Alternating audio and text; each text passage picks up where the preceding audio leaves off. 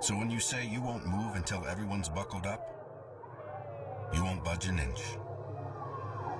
Until you hear that click. Never give up until they buckle up. A message from the National Highway Traffic Safety Administration and the Ad Council. For more information, visit safercar.gov/kidsbuckleup. The views and opinions expressed on any program are those of the producers and or the persons appearing on the program and do not necessarily reflect the views and opinions of 910 AM Superstation or Adele Media. WFDF Farmington Hills, Detroit. 910 AM Superstation, a division of Adele Media. Good morning. You're listening to 910 AM, the Superstation. My name is Robert Ficano. We have several guests. We have several topics here this morning. You're going to be able to join us at 313-778-7600. That's 313-778-7600. We have initially a police commissioner, Willie Burton. Willie, good morning. Good morning, Bob. How you feeling? Good, good. I know you brought a special guest with us here. Why don't you introduce him? We got Commissioner Daryl Brown out of District 1.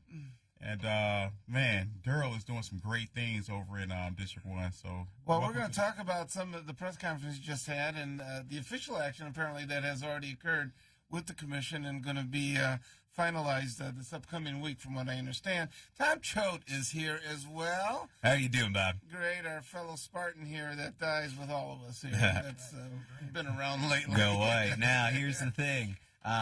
Basketball season is well underway. Yeah, it's going to be a great season. I went to the Duke game. That was well underway, all right. And, I am excited to see the green and white come back to the D. Hopefully, quick lane bowl berth. Oh, did they get that? Hopefully, we'll see how it shakes out on Monday. But is that when they announce it as Monday? That's college football playoff, so that determines those teams. And then once they determine that team, the other bowl bids will go. I saw Penn State got into the Rose Bowl versus, I guess Michigan couldn't have got in. Yeah. Because Penn State had beat them, so. But it'd be nice to have one of our teams playing at home, Be good for the city. Get a lot of folks out, get a lot of energy going. Yeah, but we sure wish they were playing in the playoff instead. That would be nice. Let's change the hats. He handed out hats program when. Let's change the hats for rings, There you go. That's what we'd rather have. Amen. Okay. Anyway, it sounds like the police commission, and we're going to be joined later on, but we're also going to be talking a little bit about the Kid Rock controversy and his words and what it did in terms of, looks like he lost his name off the restaurant in Little Caesars Arena and things like that. There's an interesting article in the Free Press, by the way, and we'll get into this later on, about he's always sort of been the same. It seems like the climate's changed more.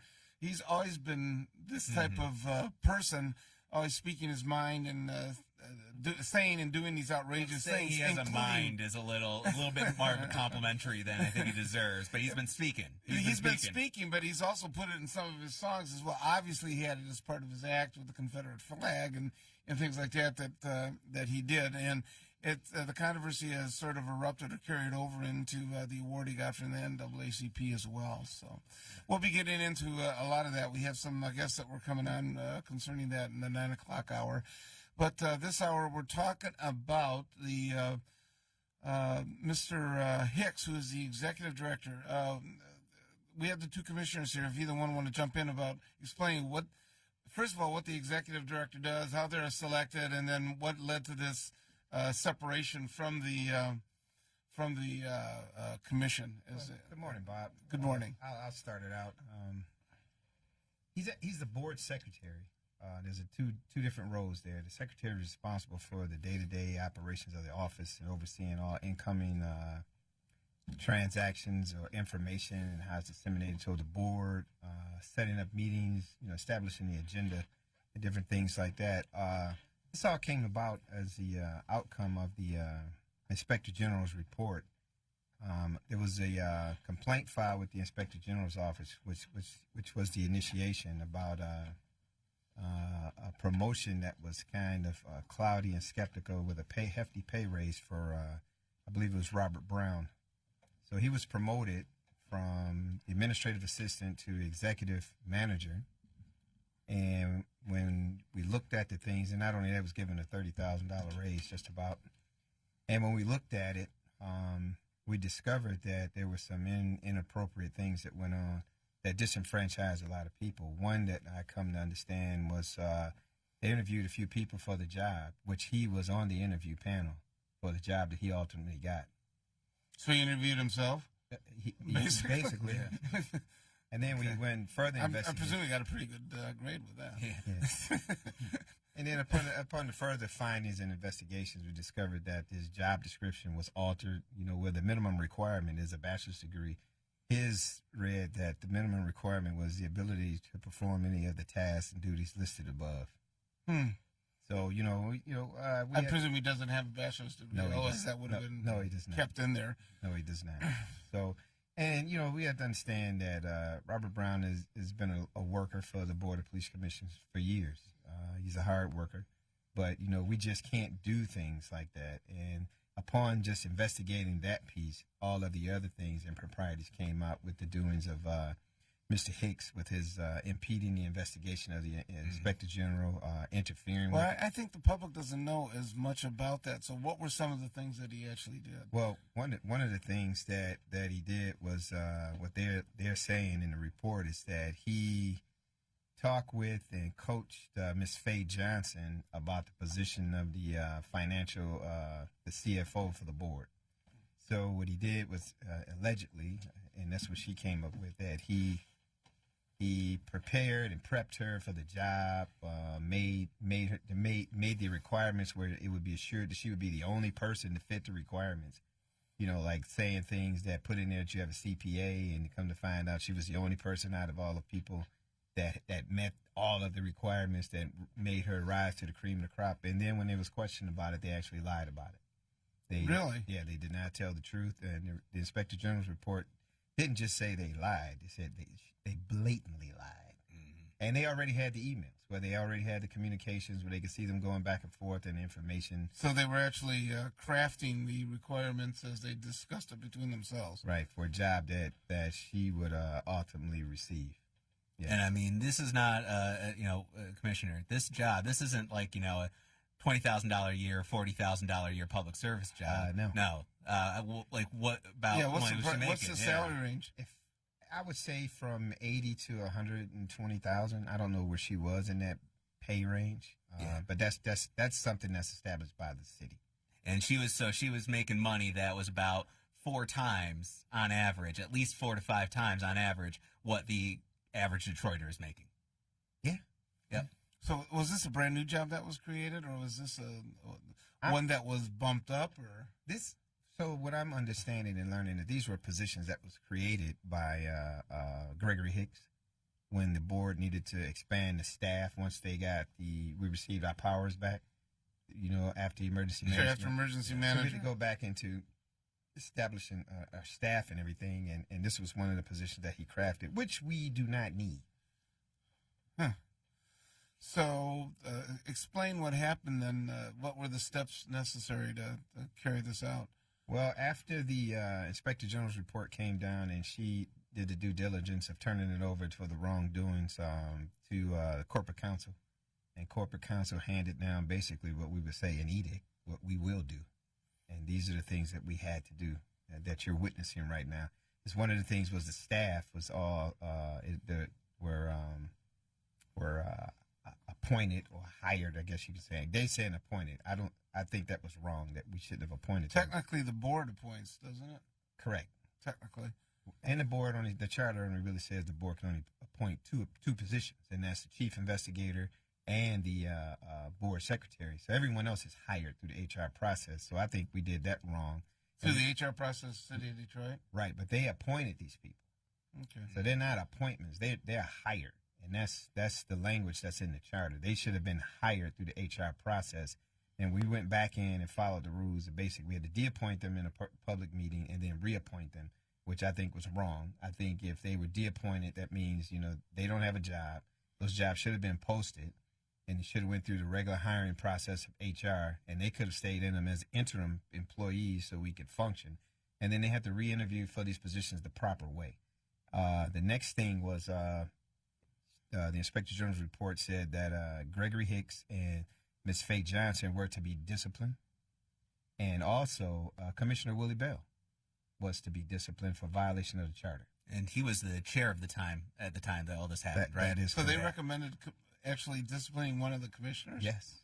How would you go about doing that? You know, Bob, I looked at it. I talked about it, and I really think in this case, I don't think the board should be handing out discipline to an elected official. I think this should go before the Board of Ethics, and let the Board of Ethics look at the improprieties he did, the report of the Inspector General, because this is not the first time that people have come and said or pointed out that he's in violation of the charter with a lot of things he's done as chair. Absolutely. I agree with you, Commissioner Brown, 100%. One of the things, prior to the City Inspector General's report, something I called for earlier this year, January 24th it was, I said, I want to know the identity of each salary of each current commission staff member listed on a proposed organizational chart, a copy of the job description for each staff person, their core competence, education requirements, and compensation range for these positions. We noticed that Robert Brown got a $30,000 bump in pay. Many of us on the commission were not aware about this $30,000 bump in pay.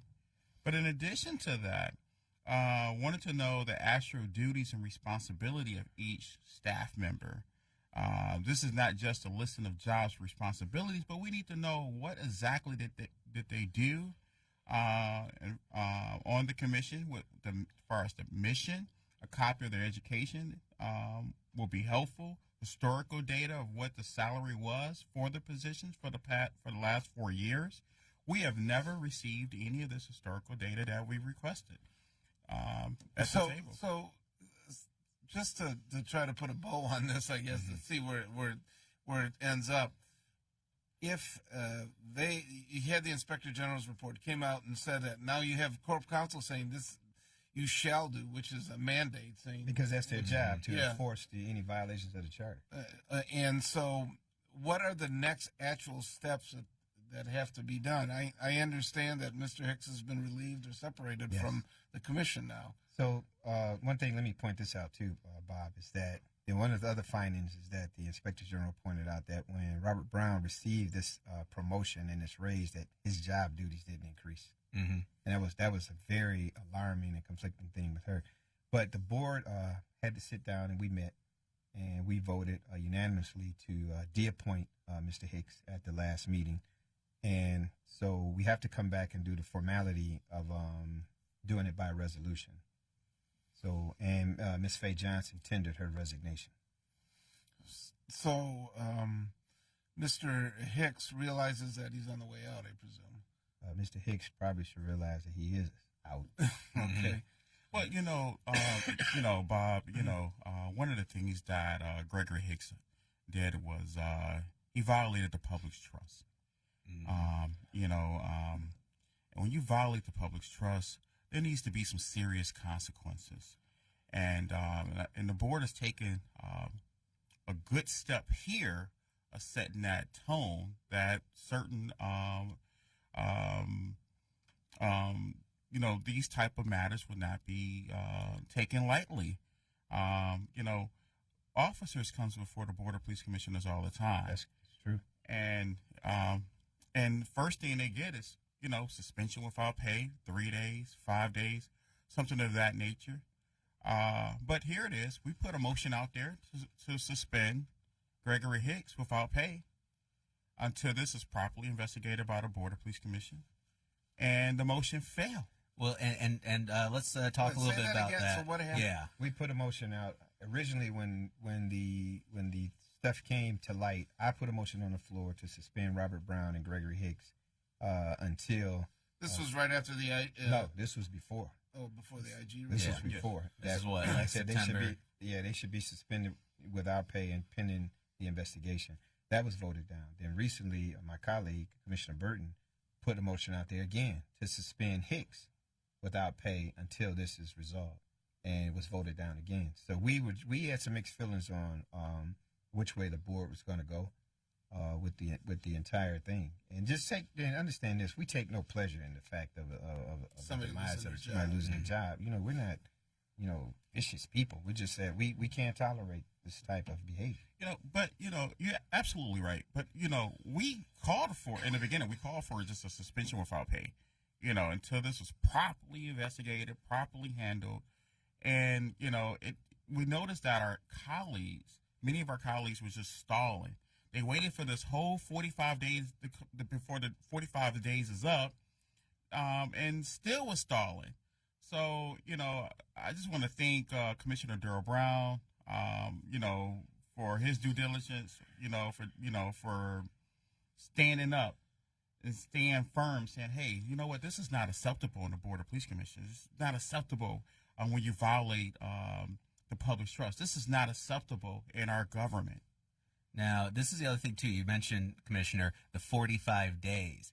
So am I understanding this correctly, that when the report came out, when Corporation Counsel spoke with the board, they said you have to act on this in 45 days. Is that correct? When he sent the email over telling us, explaining what we had to do it within 45 days. And that was more than 45 days ago? No. Okay. I think we missed it by a day or two because by a of day the holidays. Or two. But okay. We still haven't Gotcha. resolved the issue with Commissioner Bell. Gotcha. Yeah. I don't know how a board right disciplines another board member that's actually elected. Unless you do something like a censure, like an equivalent of like a censure, where it's Yeah, just like a but little that's- reprimand, a little slap on the wrist. Censure, though, is just simply inaction. It's not an actual suspension or anything like that happens. I mean, they're talking about that for Trump, actually. Yeah. To our listening audience out there this morning, if you heard of anything like this, a $30,000 bump in pay, please call in today, 9:10 a.m. at 313-778-7600. We like to hear from you. $30,000 bump in pay. I For never not heard doing of it. anything else, not doing any extra work. No, not doing anything like that. holding up a sign. he's not Say holding you the got sign 2 up. minutes. No, he's got a digital button now. Oh, so his job got easier, less physically demanding, and he got $30,000 extra. That's You're good. not good paying him for what he do, man. You're paying for what he know. Yeah, there you go. You know how to hit that button real good. Real good. $30,000 of button experience right there. So, I'm presuming then that's when's your next meeting? Thursday. Thursday. I'm presuming then that the formal action will be at that point to separate, or the resolution to separate. Yes. Separate and them. for those of you listening, that meeting's going to be at Little Rock Baptist Church. That'll be our community meeting. Okay. Come out and hear the things that's going on with the board and ask your questions. Hey, I see Bob. one of Hey, our Bob. prior hosts here wants to chime in on this. Elena, go ahead. I thank you very much. I would like to know, for Daryl Brown, is it the commissioner who joined Willie Burton here? Yes. I want to thank you, first of all, for not making Willie stand up by himself now. We're really happy about that. I was just wondering, so what happened to Bill Davis? Well, Has he been silent on these things? All right. Well, let's explain. Who is Bill Davis? First of all. Okay, he's a represents commissioner from District 7. He wasn't silent. He's been supporting us. He's probably just not as aggressive and vocal as Commissioner Burton. And sometimes neither am I. I just fight in a different way. And this is the outcome of my fight. And I was trying to, teach Commissioner I just Burton. want to say this. I'm really happy that you have joined. But for those of us who are we don't have media in Detroit. Mm-hmm. All we have is social media, and we do have 9:10 a.m., thankfully. But if people are quietly supporting, there's no way of knowing that. So I suggest that people get real loud in their support and very visible in their support, because otherwise the purpose of the police commission is civilian oversight of the police department. Mm-hmm. And if we don't have that, we don't need a commission. Yeah, we need civilian oversight expanded, not shrunken. Mm-hmm. So I want to thank you. I want to thank you very much. And Willie Burton has been an amazing stand-up commissioner. He just absolutely speaks truth every single time, and he doesn't care who hears it, how they ridicule him. He even got arrested by his own colleagues. We need more and not less of Willie Burton. So I want to thank you very much, Commissioner Brown, for standing up. And for those of you who are quietly supporting, quiet support is the same as quiet opposition. Thank you. Okay, Yeah, thanks, no, Lena. You and take that's care. exactly right. Okay. We got to be vocal on not only the police commission, but we got to be vocal on just transparency in general in our government. You know, this is happening at a time when the Inspector General released reports not only on corruption in the police commission, but corruption in the mayor's administration as well. So when we're dealing with these problems, it's not just one area of government. So this is why it's fantastic that you guys are leading the charge on cleaning up the commission, because that's one of our first steps in cleaning up city government. And we're not done. Definitely there's not. Still a few things we need to deal with. So what's the next step? Once Mr. Hicks is gone, do you, at that point, start interviewing for a new secretary? Well, I think we voted to put Melanie White in as the interim board secretary. Some of us don't agree with that, and I got some information after the fact, but we need somebody in there that understands the process, the board. With people that don't agree to it, what's that about?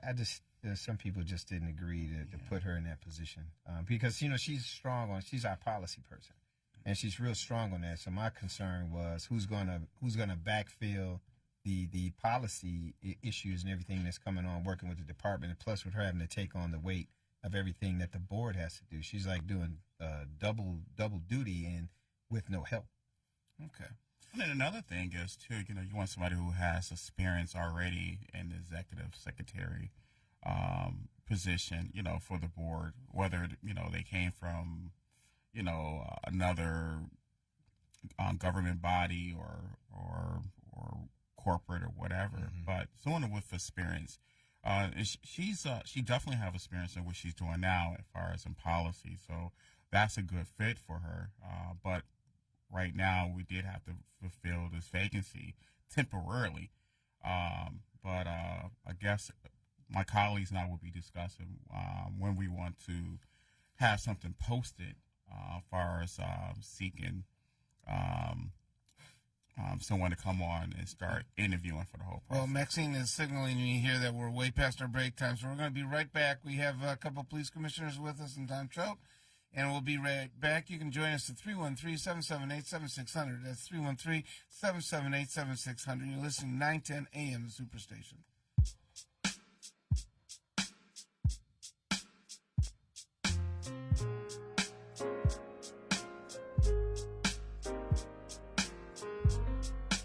So, you've decided to go to college. That's cool. So, pop quiz. Which is a better way to earn your degree? Commute to college and fill your gas tank, get stuck in traffic, drive in bad weather, try to find a parking space, walk a half mile to class, or learn online at Independence University. You don't go to college. College goes to you. That's independence. That's Independence University. And all your supplies, including a brand new laptop and tablet, are included with tuition. Independence U for an independent you. Call 1-800-556-7791. Do you owe more than $10,000 to the IRS? If so, you may qualify for the IRS's Fresh Start program. The Fresh Start program is one of the biggest tax breaks the IRS has offered. Call Tax Group Center at 800-685-6150 to see if you qualify for the IRS's Fresh Start program. Their team of tax experts and attorneys will get you the best tax settlement possible. Call 800-685-6150 now to learn if you qualify for the IRS's Fresh Start program. Call Tax Group Center at 800-685-6150. 800-685-6150. Are you drowning in debt? Struggling just to make minimum payments? It's not your fault. Serious debt can happen to anyone, but there is hope. Our debt-free program has helped thousands of good people, just like you, eliminate their credit card debt. Call us today, and we will dramatically reduce your credit card debt down to just a fraction of what you owe. The call is free. The consultation is free. Take control of your credit debt. Take control of your life again. Call now to see how our debt-free program can work for you. Call 800-872-5230. If you or a loved one underwent hernia surgery between 2010 and 2016 and then suffered serious complications, call right now. You may be entitled to financial compensation. Complications associated with physomesh include chronic pain, infection, adhesions, mesh migration, reopening of the hernia, and other serious injuries. Call right now. Call 1-800-799-2091. Again, that's 1-800-799-2091. Listen up, America. Are you or a loved one suffering with an addiction to alcohol, opiates, prescription painkillers, or other drugs? There is hope. Medication-assisted treatment is proven most effective for opiate addiction recovery. Utilizing medications such as methadone, Suboxone, and Subutex, combined with inpatient treatment, you can achieve lasting recovery. Most insurance is accepted, so call us now. Please call 800-625-5860. Hi, I'm Hunter Ellis, and this is Atomic Beam USA. Another bright idea from Bulbhead, the ultra-bright, tough-grade flashlight that features tactical technology used by U.S. Special Forces. This flashlight has a feeble 125 lux output. The Atomic Beam USA has up to 5,000 lux. That's 40 times more. We're going to drop it hundreds of feet from this helicopter. It hits the tarmac, and it's still working. That's what I call a tough flashlight. Heavy downpours, mud puddles, even extreme temperatures are no match. You could spend over $100, or the Atomic Beam USA can be yours for just $19.99 with free lifetime guarantee. Order now, you can double it and get a second Atomic Beam USA. Just pay a separate fee, and we'll even ship them to you for free. Atomic Beam USA is just $19.99. Order now. Call 1-800-638-2619 to get your Atomic Beam USA. Call now or go to atomicbeam.com. So call 1-800-638-2619. Deluxe version available. Order now.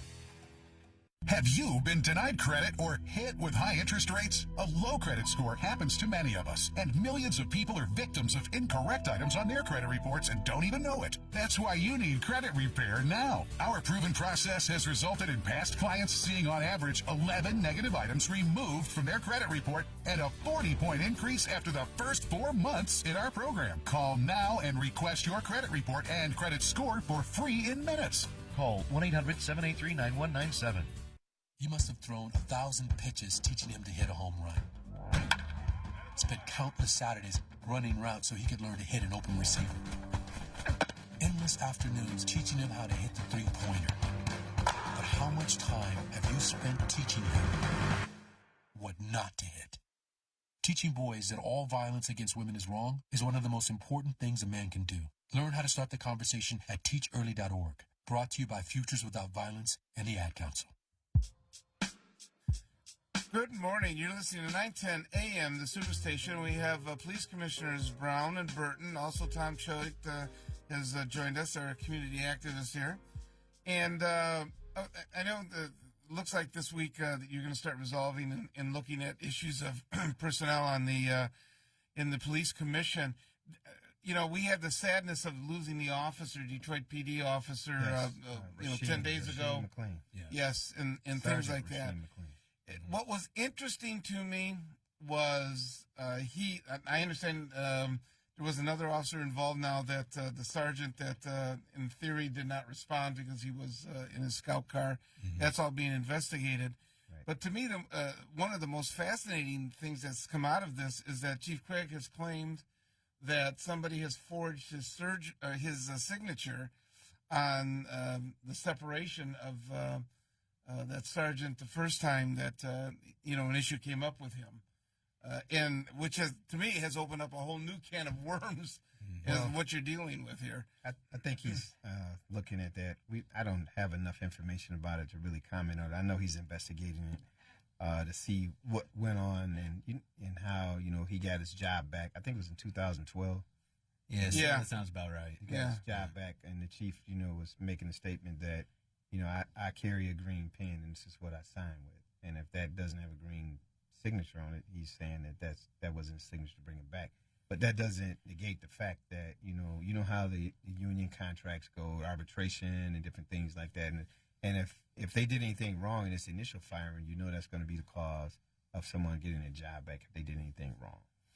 If they didn't follow the process in terms of the labor collective bargaining agreement. Right. In the way that it was set up. You're absolutely right. But it seems like it should be some type of system or something put in place or something in law enforcement where, let's say, if someone did, allegedly sign the chief's signature, it looked like at some point someone would come back to the chief and say, Chief, did you sign this? Is this your signature?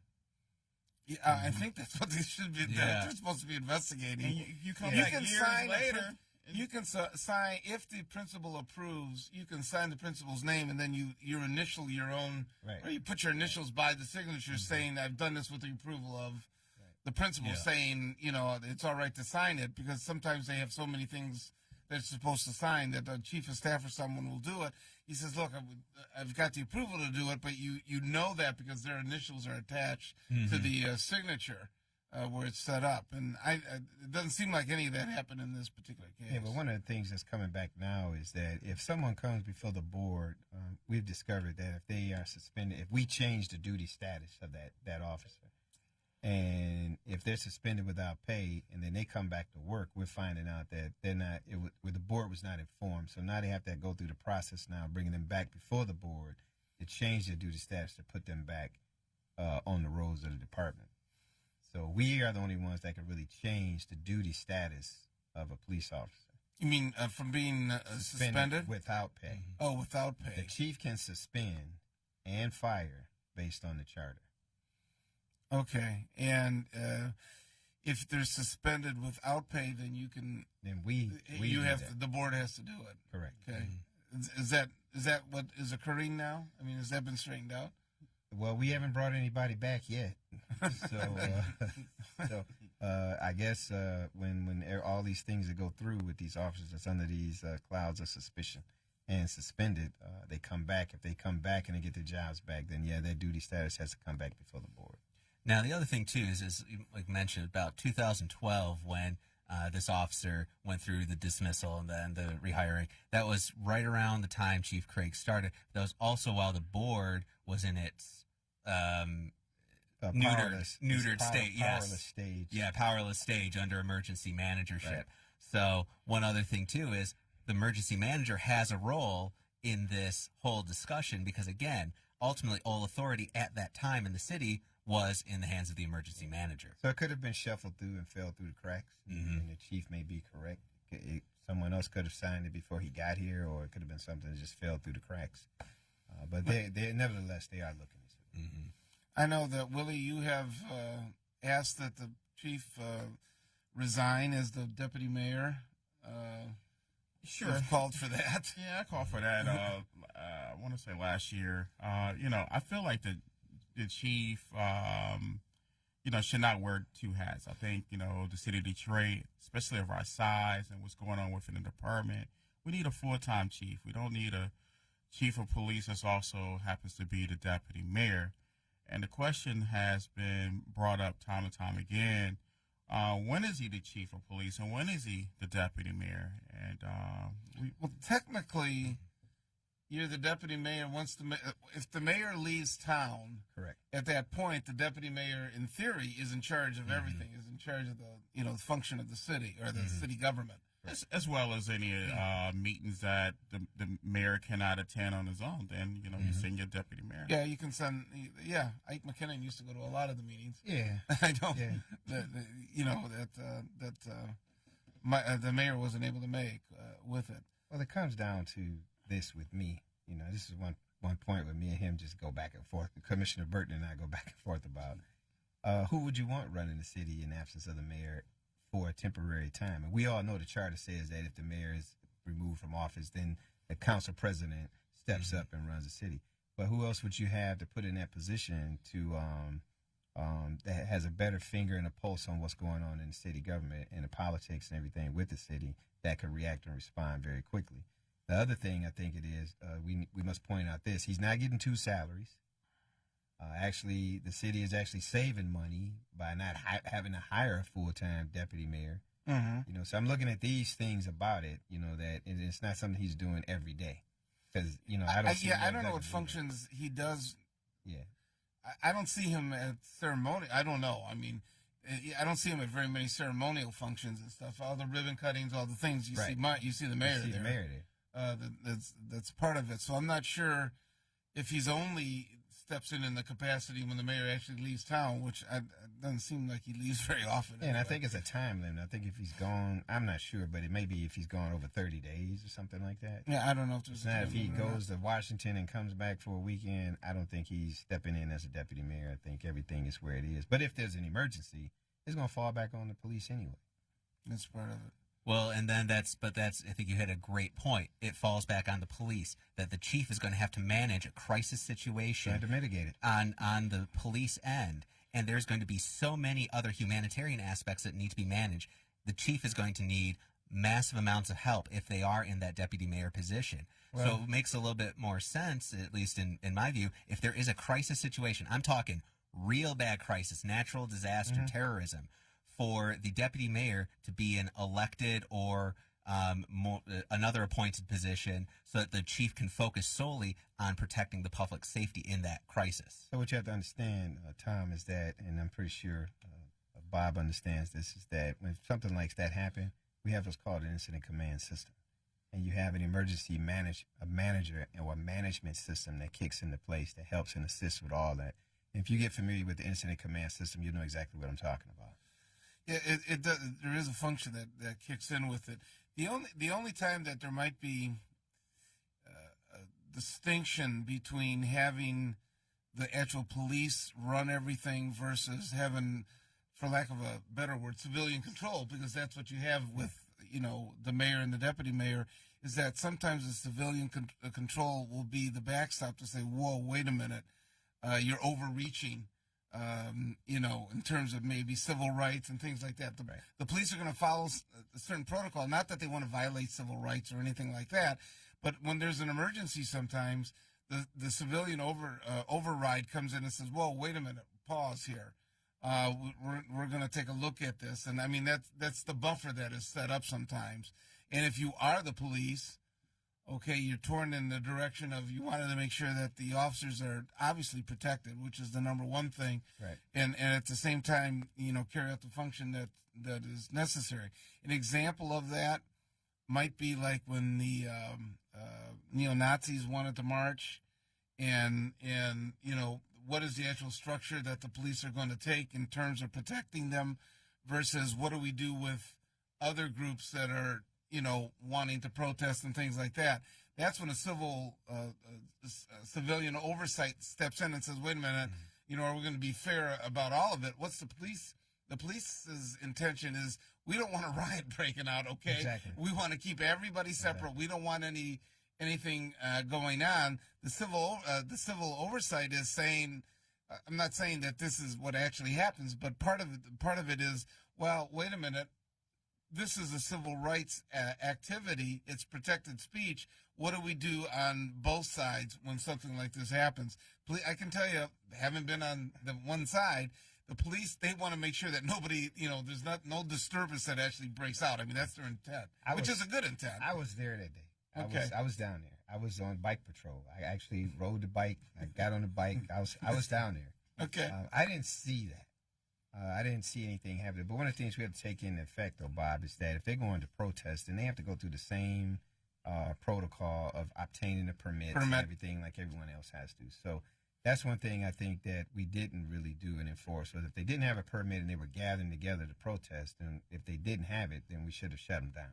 Oh, I didn't realize. There was not a permit? No, I don't think they had a permit to gather. Oh, okay. And remember, this is also around the same time that people who were that's exercising... where civilian oversight might actually start to step in. Well, and this is a time when civilian oversight stepped in to also arrest one of the members of its own body who was exercising his own duties and responsibilities in order to protest efforts. So, I mean, this is at a time when we're seeing a lot of people getting arrested for good reasons, and we saw these neo-Nazis be given a police cordon. Well, I'm going to tell you that one of the things that we couldn't really talk about, I believe this is a part of the retaliation point, that when that report was filed, they knew that report was filed with the Inspector General's office, and they probably thought he did it. So, with all this... Say that again now. When that report you're pointing to Willie here in the studio. They probably thought that Commissioner Burton filed that complaint with the Inspector General's office, and I'm here to tell you that he didn't.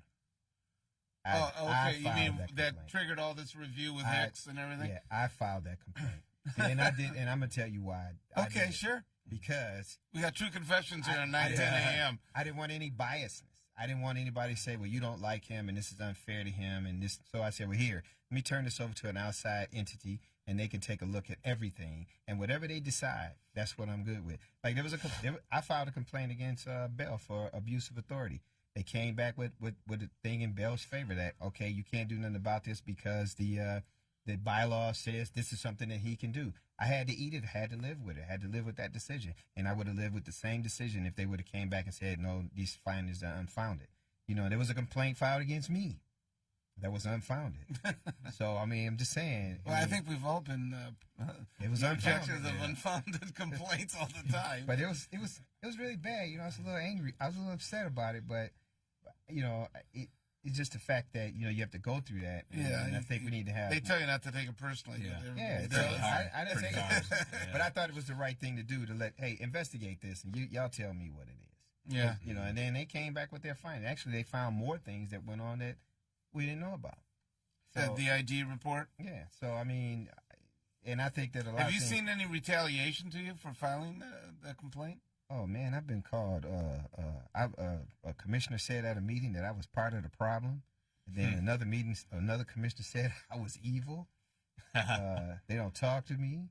I get these these innuendo comments in the closed sessions meetings. You know, and I'm just sitting there looking at me. You know, I'm not going to take too many of them. I just let them talk. But I think it's about time, you know, a lot of them be put in their place because they don't realize that, you know, when your mouth is open, your mind is on display. and they say these things, they say things, you know, just like a commissioner said that I saw problems with the job descriptions that I had problems with and I had some questions. Okay, but you did nothing about it. So you're part of the problem, not me. Mm-hmm. You're part of the problem because you didn't speak up like Commissioner Burton and I do.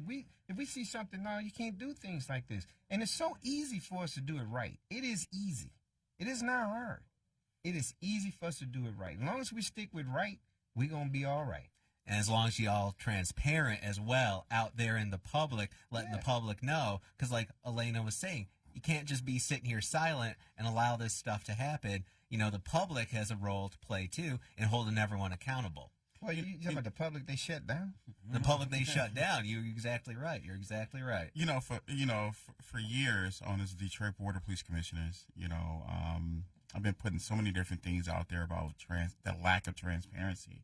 I was so happy to read something in the paper by the Attorney General, Dan Anesso, saying that Michigan ranks dead last when it comes to transparency. Yeah, they've had that distinction for a number of years now. Yeah. and this is what we've been talking about all along with the Board of Police Commissioners right here in our local government. But more importantly, you know, I had some concerns about the hiring practices with the Board of Police Commission, starting with Hicks' salary and Hicks' position. I've seen a culture of candidates coming onto the board only go through one interview. We're talking about six-figure income positions. Who gets a job nowadays off of just one interview?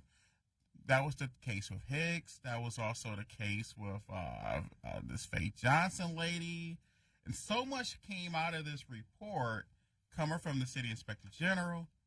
And so I think my colleague to my left here, Commissioner Daryl Brown out of District 1, for documenting things and turn it over to the City Inspector General and say, hey, we have some concerns here. But is there concerns at the Charter Commission? I mean, in terms of, will they write the police commission out? I mean, there seems to, I keep hearing that issue reoccur. I don't think that'd be a good idea, but I think there's some things that the commission needs to tighten up in the charter. Definitely. There needs to be some language changes in there, and there needs to be. If you were God for a day, what would your pen say to clean it up? If guys are jumping on it. If I was God for the day, I want to know who's this person that's on the city's payroll in the Board of Police Commissioner's office, making his money. What's the position? They do something like geofencing, mapping. That board marketing person. GPS. I think it's GIS. GIS. The mapping. Yeah, it's like a survey system used by urban planners and stuff for mapping. We're looking at something. I wish he had said it, but I think we might have a ghost employee or something. And we gotta investigate that. Well, who is this person? When do they show up to work? But is it for Comstat? Who hired this person? Wait a minute. Is it for Comstat or something like that? Because sometimes they do the mapping.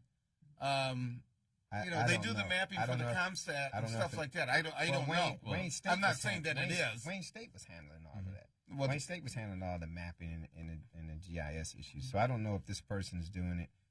We do have competent people down in the what we're gonna call it, the Virtual Crime Center that can do competent crime stat mapping and things like that. But from my understanding, I think Wayne State was doing it. Well, and I know the department. I just because I go to some of the meetings, the department is the one who reports out on CompStat data, not the board.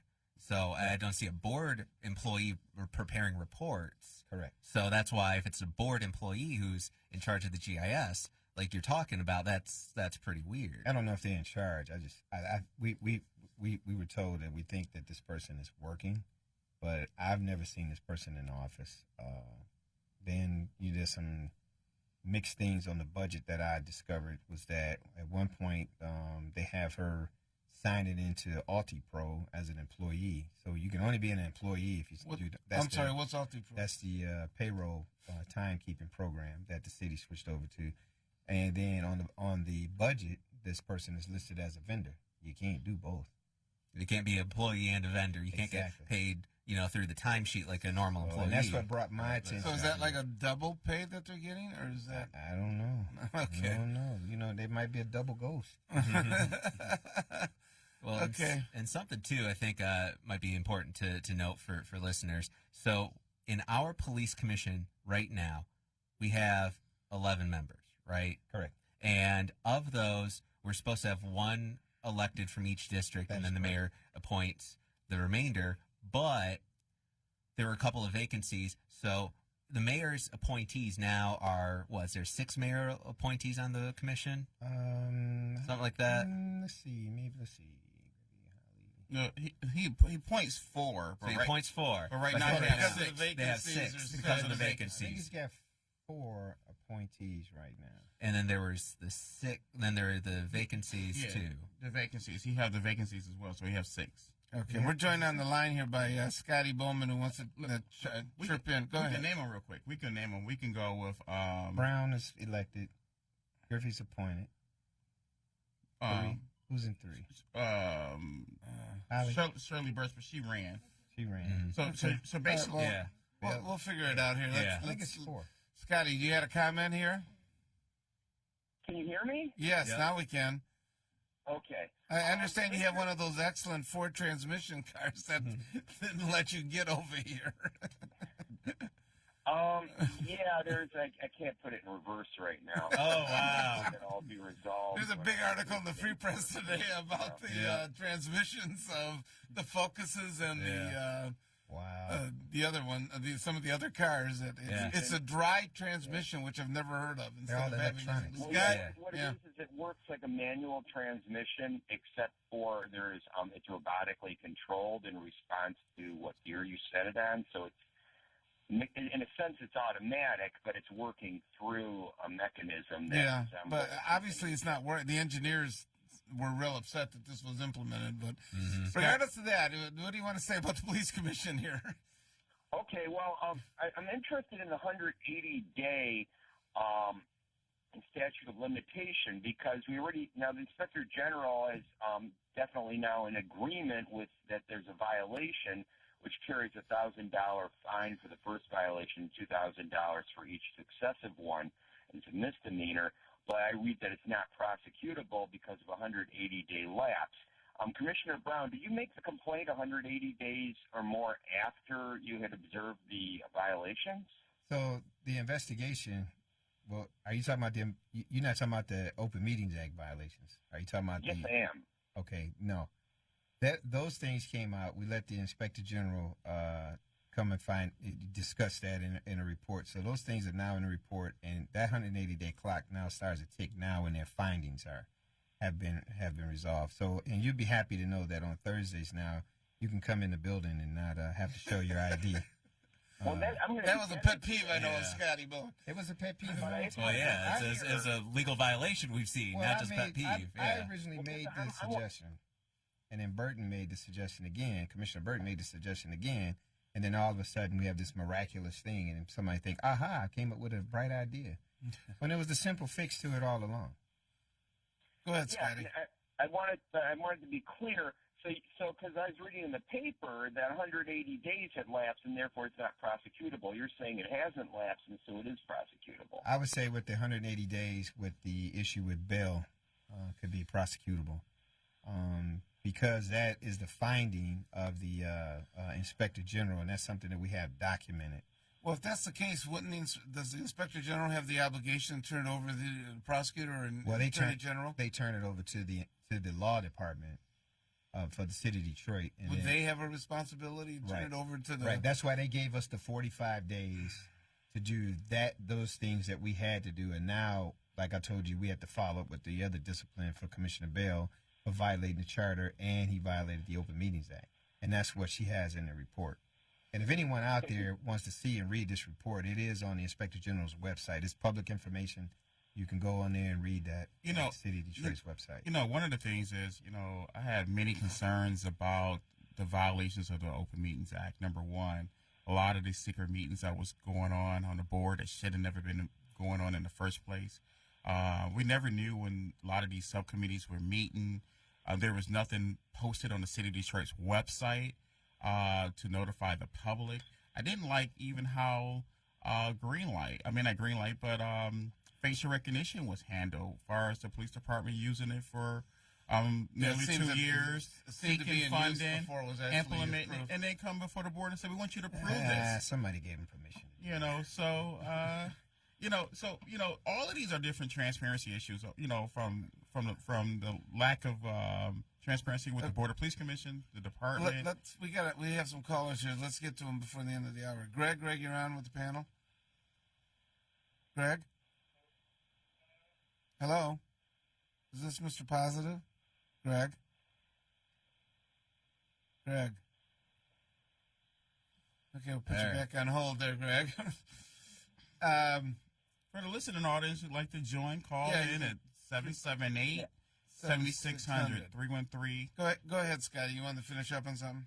Yeah, and then when it comes to the whole thing about the admission to the meetings and showing ID, I put a complaint in the hand of Attorney General Nessel back on September 9th. It definitely hasn't been 180 days since then. Now, the violations listed in the complaint happened in June and July, which does kind of get into that.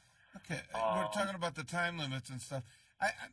I'd be surprised. I mean, I'm just saying this as an observer of what I've seen, that someone criminally would be prosecuted for the violation of Open Meetings Act. I don't know. I mean, usually if it's really blatant, which might be an interesting I don't know what situations. I don't know what the remedy is. I don't know if they say I think it's a misdemeanor. Actually. Yeah, but I don't know if it's like if it's brought to our attention, do we have the time to correct it before you can say that we're guilty of this, and this. So I think if you take positive pro action, it mitigates a lot of and that's what might have been in the past. In the beginning. Well, the board has an attorney, and our board attorney have not really weighed in on these matters. We even asked for a legal opinion, and this is where this is a matter of information and open meetings is pretty straightforward in the statute. But I believe that the board attorney gave us bad information, and when he recommended and told us at one of our meetings that we were not in violation of Open Meetings Act by having him come here. And to my understanding, another opinion was sent over from corporate counsel that basically said that it could be argued that we are in violation of Open Meetings Act. Well, we need to be calling for his resignation as well. Okay. Well, I am glad that they took advice that I had already brought up, and then Burton had brought up, and that it all started when we had Ralph Simpson bringing it up, and I hadn't even noticed that part of the Open Meetings Act, but he did, and he brought it to their attention. Gee, that must have been like in May. It was a long time ago. I just wanted to say, I think that I want to personally thank the community for coming out, being involved, and sharing their concerns at these board meetings. I also want to thank two of my fellow commissioners, which is Daryl Brown to my left from District 1, great commissioner, by the way, along with Commissioner Bill Davis out of District 7. Because both of these commissioners have been on the sides of things when it comes to transparency, and a lot of the concerns I've been bringing out all along at the table.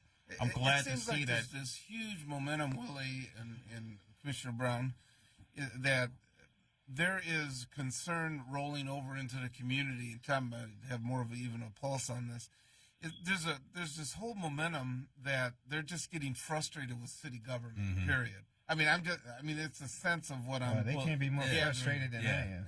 And it's frustration with the same old, same old. We've seen this for decades in the city, and people are just they're just fed up with it. Well, one of the things that me and my colleague almost got hit with a cane in session. Yeah.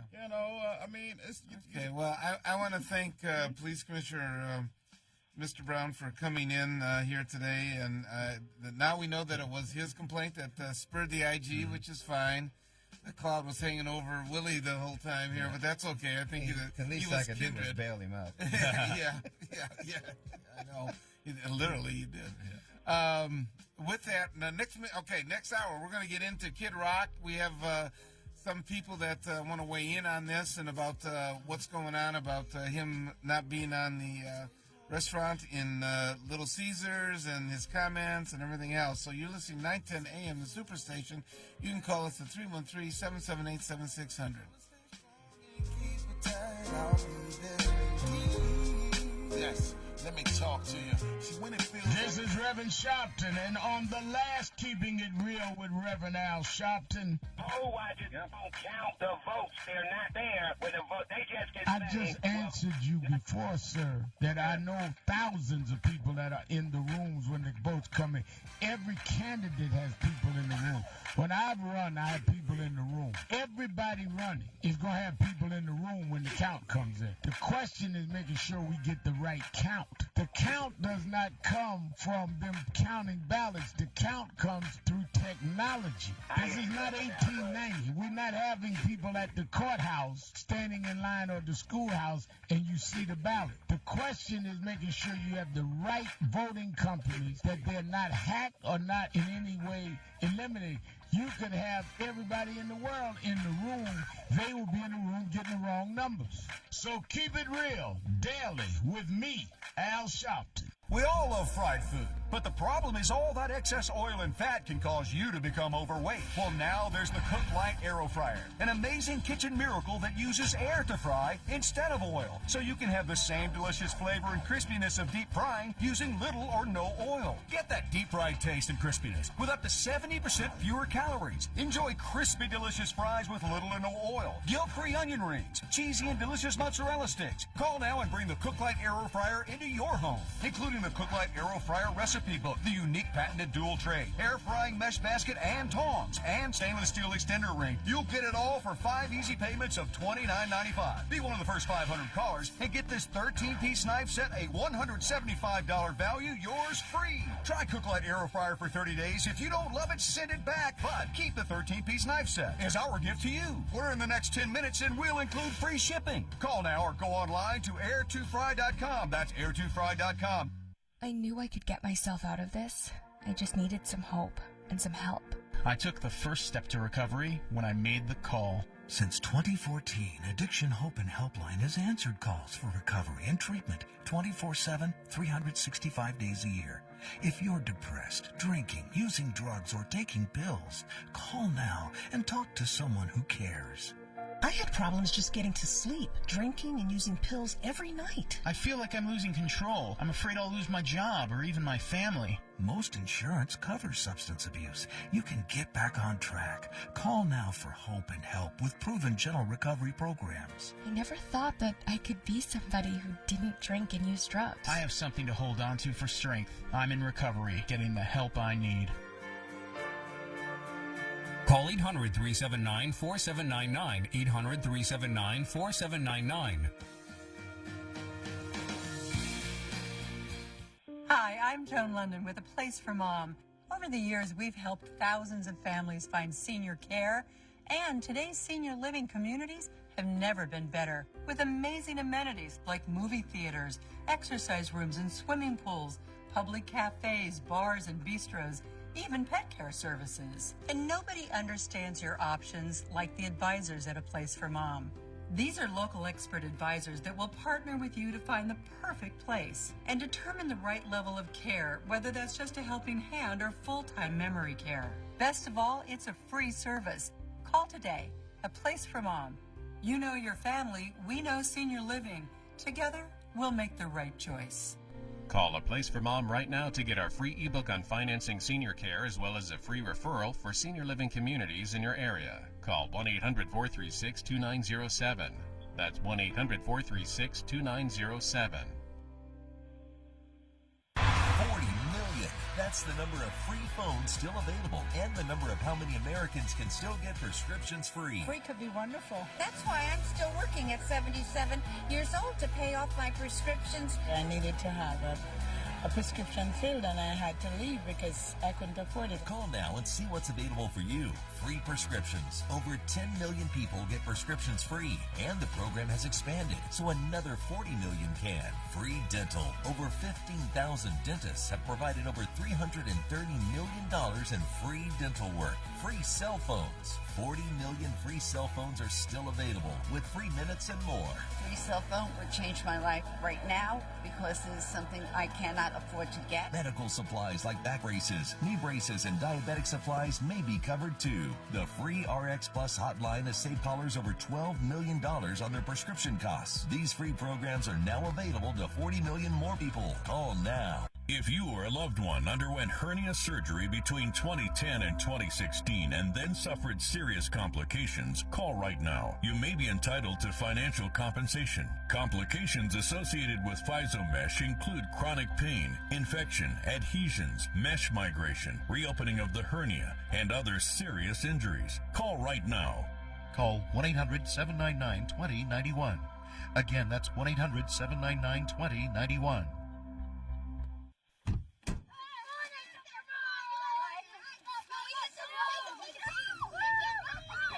They'll challenge your authority. They'll try to break your will. They'll push you to the edge of your sanity. Because that's what kids do. But this car is your territory, not theirs. Defend it. Who makes the payments? Who cleans it? Who drives it? You do. That's who. And in here, your word is law. So when you say you won't move until everyone's buckled up, you won't budge an inch. Until you hear that click. Never give up until they buckle up. A message from the National Highway Traffic Safety Administration and the Ad Council. For more information, visit safercar.gov/kidsbuckleup. We're the hottest station in town. Whatever you need, it's right here on 910 AM Superstation. The most powerful voices in the urban community. You're listening to 910 AM Superstation. The best in the city. WFDF Farmington Hills, Detroit. 910 AM Superstation, a division of Adele Media.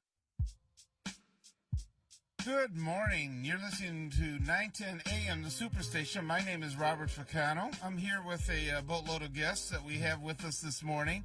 Tom Choate, our community activist.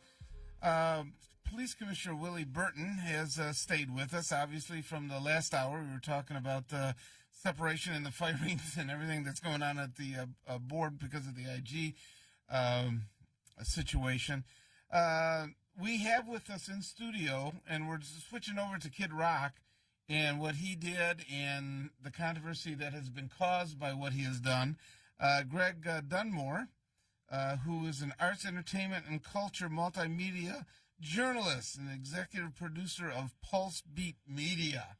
I think we got all the titles in there. And co-founder of the Arts and Entertainment Task Force for the National Association of Black Journalists.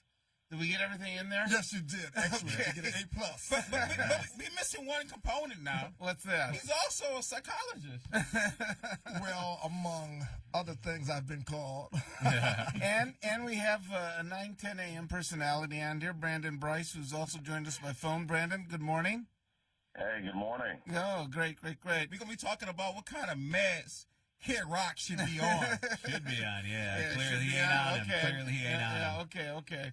All right, before we get started, let's get a couple observations. Greg, you're first up. What do you see going on here?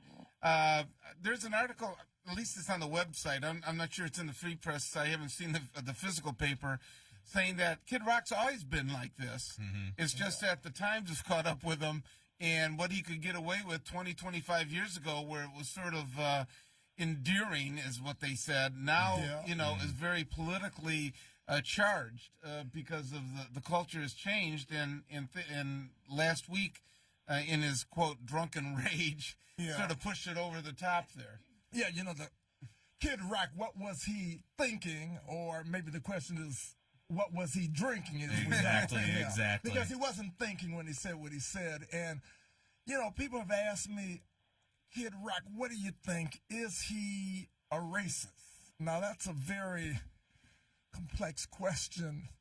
Is he a racist? Is he a sexist? Is he whatever? But, I really would say I don't think that Kid Rock is necessarily a racist. I don't think that. Is this part of his act? Well, I think except that he's intoxicated when he does it. So sometimes what they say is, the liquor opens up the in vino veritas.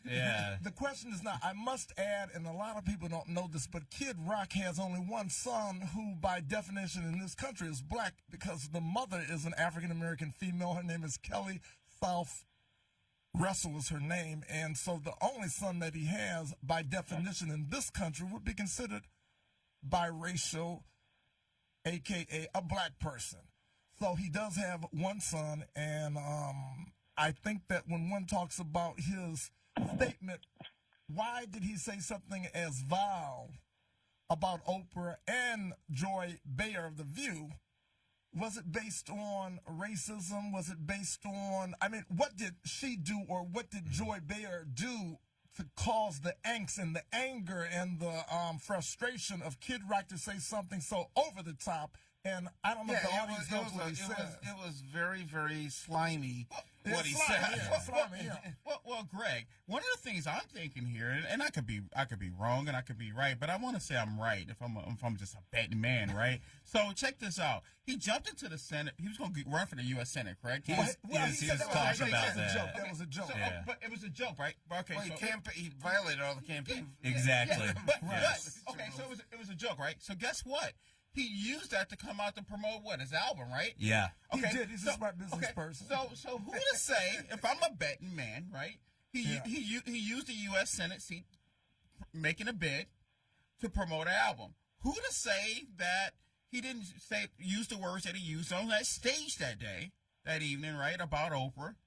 And then they come back and knew the question was going to be, what were you drinking? He said he was drunk, right? Right. So is he trying to promote his beer? Badass. Could be.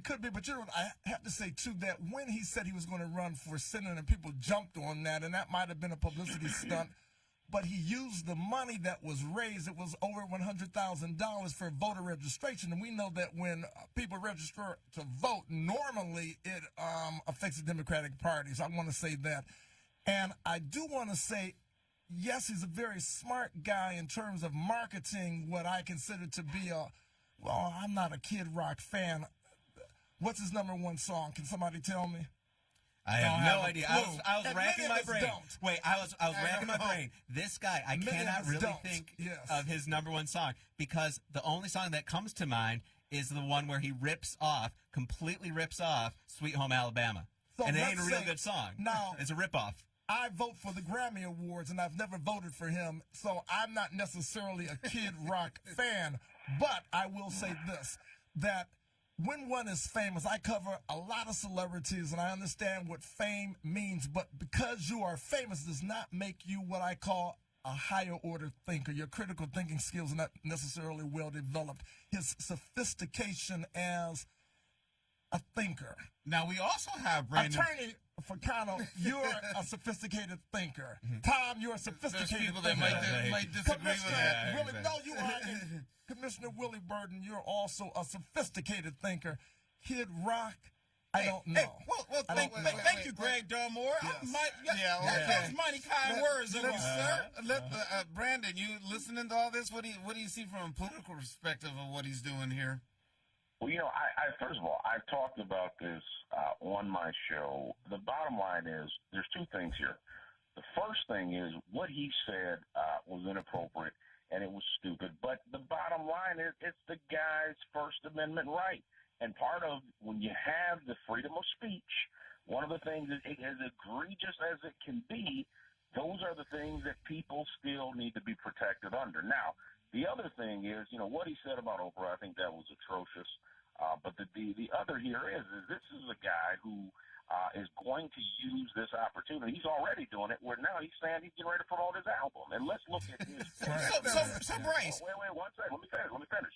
The caller on the other line said that, okay, he's got a black son. I don't want to get into dealing with celebrities' kids, but I also, if you had to ask me, do you think he's racist? No.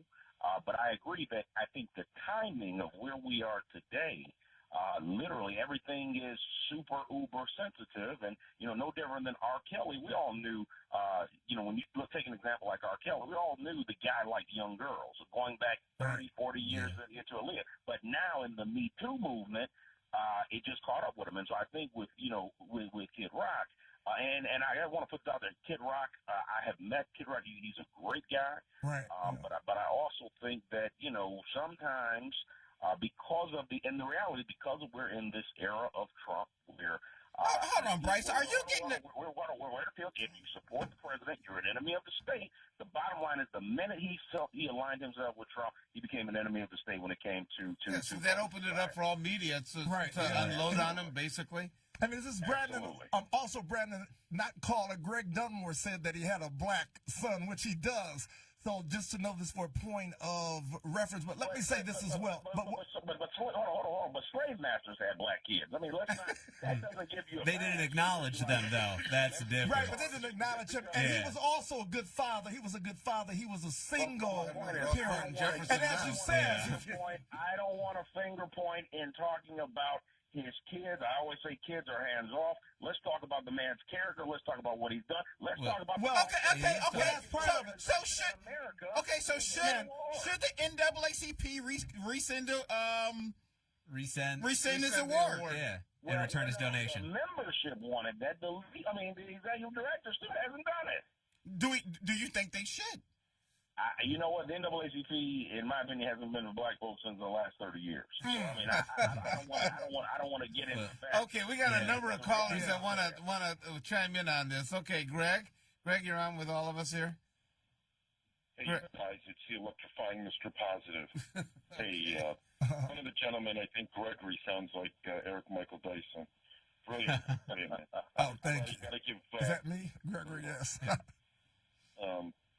But I would love to debate Eric Michael Dyson on the merits of my boy Elvis. Okay. So what's your thing on Kid Rock here? Okay. Real quick, props to Trump with 266,000 jobs. Now, with Kid Rock. About to be impeached. Where do I begin? He's not going to be impeached. He'll be impeached. He won't be convicted. Yeah. Hey, I'm about to go buy one of those U.S. representatives, Rashida Tlaib's T-shirts. Impeach that MF. Okay. She may be impeached herself.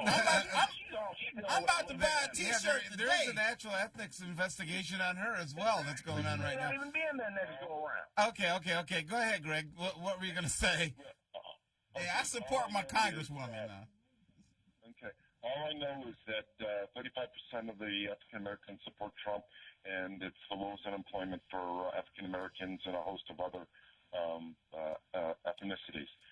When it comes to Kid Rock, number one, here we are. The man gives, the man helps. The man, like everyone has said, has a biracial child. We're talking about Kid Rock. We should be concerned with the violence and decay in Detroit as opposed to Kid Rock. It seems like people of the African American community just want to start something, but it's not important. What's more important, the violence in Detroit or Kid Rock, who has helped many people, given millions of dollars to charities? I like the gentleman who has his new show on, who's... all right, thank you very much, Greg. I like his style. I sense that he's going to be the most objective out of all you guys in the studio. But Kid Rock, I mean, what? They put him down, so he can't go after Behar and Oprah? Yeah, he has a certain way of doing it, just like Trump has a certain way of doing things, whether you like it or not. And is the country better off because of it? I mean, look at it. Look at how polarized everything's become. Of course we are. We are? Like I've always said, what affects you economically is far more important than Trump's personality. So you think those people in China are doing real good, that they're getting jobs now and everything, even though they have no freedom to organize, even though they're under constant facial recognition surveillance? Hong Kong. That's really good. Hong Kong, one of the wealthiest cities in the country, in the world, excuse me. And then I think the question is, let me ask you this, Greg. Let me ask you this, Greg. I don't know if you care know. about freedom of speech. Okay, one at a time. Okay, can I say this? Okay, Greg, I have to say this. Now, yes, there's freedom of speech. That's what Brandon said. But Brandon, if Kid Rock had talked about your mama and said what he said about Oprah and Joy Behar, Greg, if Kid Rock had talked about your mama or sister, if you have one, and said, how would you feel? How would you feel? Just answer the question. How would you feel? Just answer the question, Brandon. How would you feel with freedom of speech?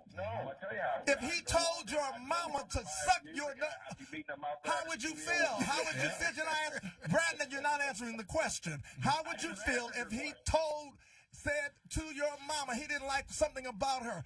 If he said, Brandon's mama can suck my blah, blah, blah, then what would you feel, Brandon? Answer that question. I told you, I would no longer buy or listen to his music, and I'd be right outside the studio with my Duke. But would you say freedom of speech? Oh, okay. So you just bottom line. Wait a minute. Wait a minute. Bottom line is, everybody has freedom of speech. They don't realize there are consequences to freedom of speech. It doesn't guarantee that you can just say anything and it doesn't have consequences. Exactly. And that's the reality that we're talking here. But what I'm saying is that we've got to look at the fact that, okay, this guy has said something egregious, and the reality is, we're also talking about the Illiges who said they want to take this man's name down, but this is the pot calling the kettle black. These guys owe Detroit millions. So this is how I feel. I feel that Detroit is for everybody, but hate is never welcome here in our city. The guy has done more for the city than Oprah ever could do. We don't. You know what? Detroiters don't want his check. We don't need it. Someone will take the check. Someone will take the check. Yes. Okay. Wait. What? White supremacists and hatred is not welcome in the city of Detroit. Okay. Hold on. Go ahead.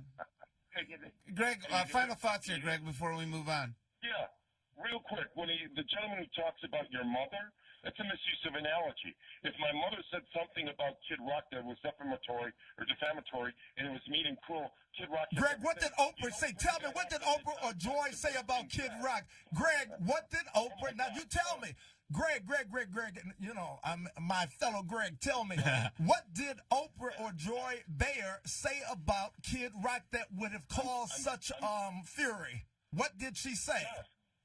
Okay. What did she say? I can't remember it off the top. Because you don't know what she said, Greg, because you don't know what she said. Just be honest, Greg. Say, I don't know. Be honest, Greg. Be honest. You don't know what she said. No. Here's the thing. We can be honest. Be honest. If you know what he said, you wouldn't be defending him. Yeah, you can't remember. Hold on. One at a time. Greg, final thoughts on it, and then we got a number of callers here. Go ahead. Good. What the gentleman, the new host said. Once Kid Rock aligned himself with Donald Trump, it was over. Little pieces. Yeah, it was over. No matter, I'm sure she has said something about him. To recall, I don't really watch The View. Most of the time, it's just anti-men. I'm totally against the show. It's anti-success. It's just putting down. Oh, okay. It's not. So it's an attitudinal thing. Yeah. Okay. All right, Greg, we appreciate you calling in. My board operator here is telling me we got to go to a break here. We have a number of callers. Hold on. Marcia and Theo, Karen, Anathea, Gino. I'm sorry, I may be not saying that correctly. I know I'm not. Okay, everybody's laughing in the studio here. We're going to be back with you in a very short minute right after this break. You're listening to 910 AM, the Superstation.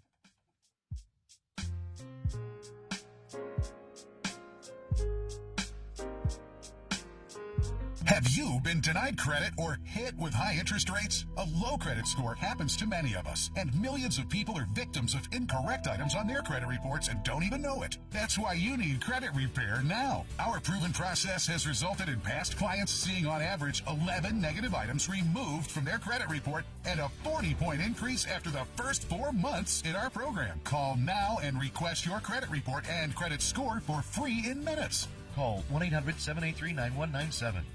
Listen up, America. Are you or a loved one suffering with an addiction to alcohol, opiates, prescription painkillers, or other drugs? There is hope.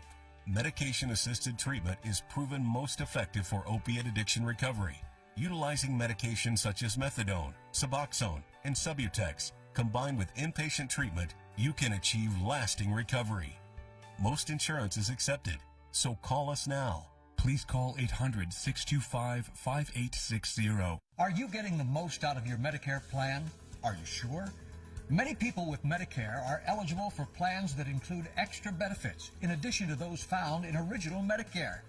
Benefits like dental, vision, and prescription drug coverage. Call now to see if you're eligible to enroll. The consultation is free with no obligation to enroll. In addition to hospital and medical coverage, at no extra cost, you could also get coverage for prescription drugs, dental, hearing, vision, and more. In many areas, plans with benefits are available with $0 copays for many services, $0 monthly premiums, or $0 deductibles. That's hospital, medical, prescription drug, dental coverage, and more included in one plan with premiums that may be as low as $0 a month. Call now to see if you're eligible to enroll. The consultation is free, and there's no obligation to enroll. Call 1-800-571-8580. That's 1-800-571-8580. I heard on the news about that 5-year-old who found his uncle's gun. The kid didn't know it was loaded. I heard on the news about that 14-year-old girl who was bullied online for like a year. She couldn't take it anymore, so she got her dad's gun from his nightstand. I heard on the news about that guy who broke into someone's house, stole a gun from the hall closet. He accidentally shot his cousin in the head. She killed herself. And later, killed the owner of the store he was trying to rob. If you own a gun, you have a full-time responsibility. When you aren't using it, be sure it can't get into the hands of curious children, troubled teenagers, a thief, or anyone else who might misuse it. Your family, friends, and neighbors are all counting on you. Remember, always lock it up. For more information on firearm storage safety, visit ncpc.org.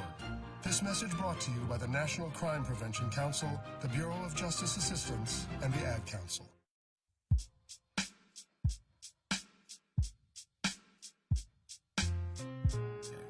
Good morning. You're listening to 910 AM, the Superstation. My name's Robert Ficano. We have a number of people that have called in. I'm going to skip through the introduction of everybody in the panel here because we want to get to all the callers. All right, the next guest, I am not sure I have your name correctly. It is, how do you say it? I'm asking Maxine. Ataziani. Ataziani, are you with us? Yes. Okay, great. I'm glad you called in. What's on your mind about Kid Rock today? Well, basically, I was born in Detroit. I was raised in Northport, Tuscaloosa, and Birmingham, Alabama. And when they used to have the Klan rallies, when I first saw one, I thought it was a party, and I asked my great-grandmother, let's go to the party. And she started laughing at me, right? Because I saw the people riding and screaming. I just thought I thought it was fun. But what I did learn is that when people like Kid Rock support Trump, all of a sudden he's in the danger zone. I don't support George Behart. I definitely don't. I'm a black man. I don't like Oprah Winfrey. I don't even like Barack Obama. However, I might like James Brown. I might like Bobby Womack. And I definitely like George Benson because they can sing and give a message. Kid Rock does not give a message to me. He might give a message to some, guess what? Some black women that dance on his stage in Confederate flags on them. Big Sean was down at the Little Caesars Arena when they first up with Kid Rock, and Big Sean is hanging out with Kid Rock. So what are we going to say? Big Sean, you can't hang out with Kid Rock? But, sir, would you say this, sir? Because, can I ask you a question, sir? Sir, can I ask you one question? Sir, can I ask you this question? I know that you said you don't like Oprah Winfrey, you don't like Joy Behar, but would you tell them to do something that was so vile? Would you say that publicly? I would tell Oprah Winfrey to do? I would tell Oprah Winfrey, since Jerry Jones and all these people colluded against Colin Kaepernick and don't want him to play, Oprah Winfrey, tell black people to get their own football league. Tell Oprah Winfrey to do that. Tell Joy Behar to tell black people to get their own corporations. Start telling their children to study, go to school, and start walking out with their pants down and calling each other N-words. Right, but that's not what Kid Rock said. That's not what Kid Rock said. Tell Joy Behar to do that. But that is not what Kid Rock said, okay? So we're not talking about... What Kid Rock said. Kid Rock does not do anything for black people. He does not help them. And if he writes a check for a charity, fine, take the check. But you don't have to love him. Take the check. Hey, I'm a member of the National Action Network. We say we don't want the check. I don't want the check either. I want the check. Turn that back. Hey, but guess what? If the check is going to help somebody, some black kids, take it and tell Kid Rock to keep giving the money. And you know what? The NAACP, whatever donations they receive from Kid Rock, they should send that back too. Okay. Along with the award. Okay. Look, we have a number of callers. Guess what? The NAACP got mad at Louis Farrakhan. Come on, man. I don't support the NAACP because I'm not a colored person. I'm black and Cherokee. Okay. I don't like colored people. All right. Thanks for calling. You have a great Sunday. Thanks for holding on so long. Brandon, do you think that the NAACP should rescind the award and even send back the $10,000? Absolutely not. The bottom line is when the check was given, the guy got the Great Expectation Award, but he was coming off of being extremely charitable in the city, and at that time, before you had Trump, people liked him. But I want to go back to something that guy said. One of the things is, and I've got a big issue with people wearing the Confederate flag, which is a symbol of freedom of expression. But I mean, I can name it. Ludacris wore a Confederate flag outfit at a Grammy Award. I mean, we've seen Outkast, Andre 3000 wore a Confederate flag belt. This whole New South thing. And so my thing is, if it's wrong, then it needs to stay wrong, and we can't hold Kid Rock accountable if we're wearing it ourselves. But you know what? It's like the N-word. Certain people use it and they are persecuted, and others use it and it's considered to be maybe a term of endearment. It depends on your viewpoint. There is no term of endearment with that history. But my point is, don't hold Kid Rock accountable if you're doing it yourself. Okay. Next up, we have Marcia. Marcia, you're on with everybody? Good morning. Good morning. Listen, you know what? Kid Rock is a musician. Listen, that's what musicians do. Okay. I mean, you got rappers wearing belts and suits in the Confederate black rappers wearing suits. And let me tell you this: you should be worried about the 95% of Congress, the Democrats, who voted to extend the Patriot Act. That's what you should be worried about. Kid Rock didn't do that. Okay, the only thing you all have did was blew. Kid Rock is all over the world. He's making more money than he could ever spend. Right. You ain't did nothing but blew him up. And most young black males that's in music, they'll tell you they argue me down. Like, Randy, he's not no racist. Kid Rock ain't no racist. He drinks and he uses too much drugs, but he is not no racist. Ask your grandchildren. Kid Rock has not put abusive police surveillance over on us. Your Democratic Congress and both people in the House both voted for this continuing resolution of the Patriot Act. So you all think you're not going to get facial recognition? It's getting ready to come to a city near you, and that's due to your It is in a city near us. It is in Detroit. And it's ironically in terms of building, you know what? It's going to be Bernie and Boss. Are you all going to get Trump for 4 more years? I'm going to tell you that. Joe Biden is just as he is more of a racist than Trump could ever be. No, okay, I'm going to disagree with that. Biden has been at the forefront of a lot of civil rights movements. Yes, that's true. Okay. Absolutely. But Trump was nothing more than a businessman. But Joe Biden, with his 1994 crime bill. Wait a minute. Trump is an opportunist. Trump is an opportunist that anything he thinks is going to promote his business, he's going to do. I forget those 4 young men, African Americans, that were wrongfully convicted in that Central Park. Central Park. Yeah. Okay, he was running their pictures and everything in the newspapers, and it's almost like the Kid Rock thing. He's doing it to get publicity and draw attention to himself. He wasn't running for president at the time or anything like that. He was doing it to draw attention to himself and his companies. Right, basically. And you know what? She made a good point. Now, you know what? That's good marketing. Yeah, and you know what? Good marketing is when you call in. See, Kid Rock, you're not a fan of Kid Rock, but you know, you mentioned his name 5 times, and so therefore, once again, he knows his audience. I was saying this when we were off air, that Kid Rock knows his audience. Donald Trump knows his audience. Rappers know their audiences, and they make a lot of money because they speak to their audience. You Democrats going to sit up here and talk about a musician. Why aren't you talking about your Congress that just passed laws for the Patriot Act? Do you know what the Patriot Act will do? Well, we can chew gum and walk at the same time, so we can chew gum and walk at the same time, which means that we can talk about Kid Rock, and we also can talk about other issues, as we always do on this show. This show, we can multitask on this show. He's a musician. Yeah, but we can multitask on this show. 90% of the Democrats voted for the police to surveil us.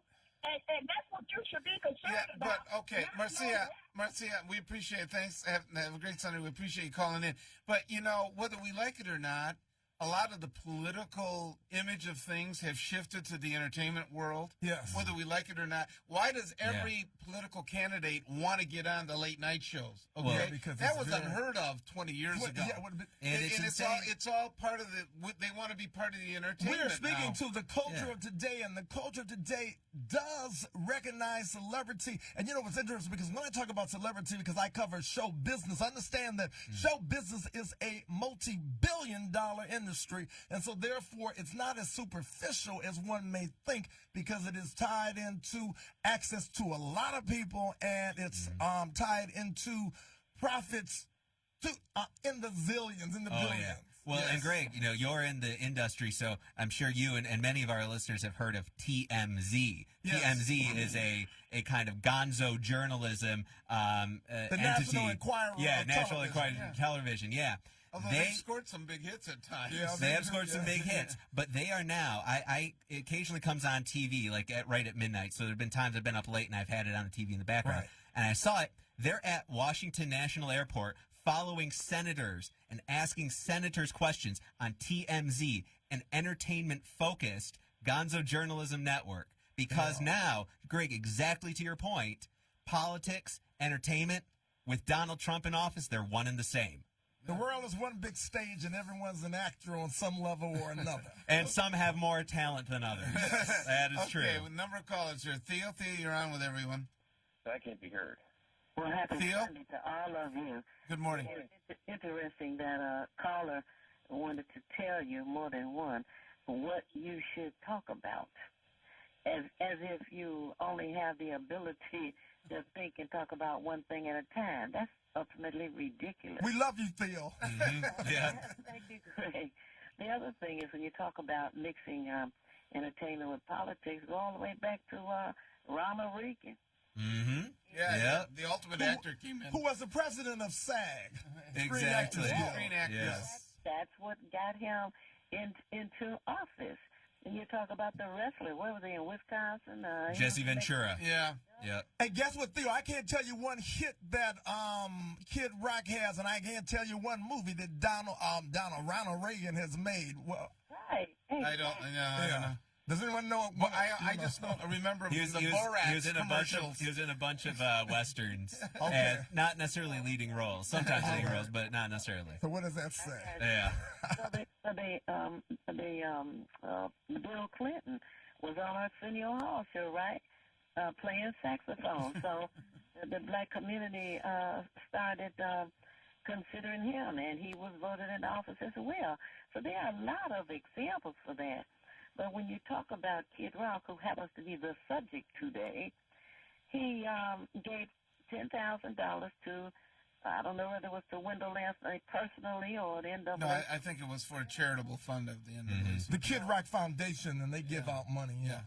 Oh, okay. Well, the total was $50,000, but $10,000 went to the NAACP. And the President Wendell Anthony came out prior to the statement that the activists enjoyed with some safe, and he said he wasn't going to rescind the award. Well, the National rescinded the award to Bill Cosby, right? And that didn't get any mention at all. So to rescind the award, I guess you might be afraid that Kid Rock would ask for the $10,000 back. But the other thing was Kid Rock and the Illich group said they're not going to renew the lease for the restaurant that he has. Someone told me that the restaurant wasn't really doing well and that it was going to I think close regardless. That's more of the reason. I don't know if the food was that good. Was the food? I've never been in it. I don't know. We don't know Kid Rock's hits. We don't know his menu. I mean, what do we know about him? Well, we know what he said. We know what he just said. We know he likes to drink. Right. They said, though, believe me, that's valuable real estate in there. I'm sure that the Illich or Olympia that runs it is going to come in with a new restaurant and a new theme. What about a Bob Ficano Italian restaurant? There you go. There's a lot of Italian ones around here. I think that'd be hard. But what did it say about Little Caesars Arena? You know, for them to open up with a Kid Rock. You know, open up a concert with him. Well, it comes down to money again, doesn't it? I mean, if I'm running an entertainment business and I want the crowds to come in, that's Kid Rock has a lot of fans. Yeah, he has a lot of fans. That was a business decision that they made to bring him in. Right. But sure. and I don't think necessarily the controversy hurts them. No. They like the attention.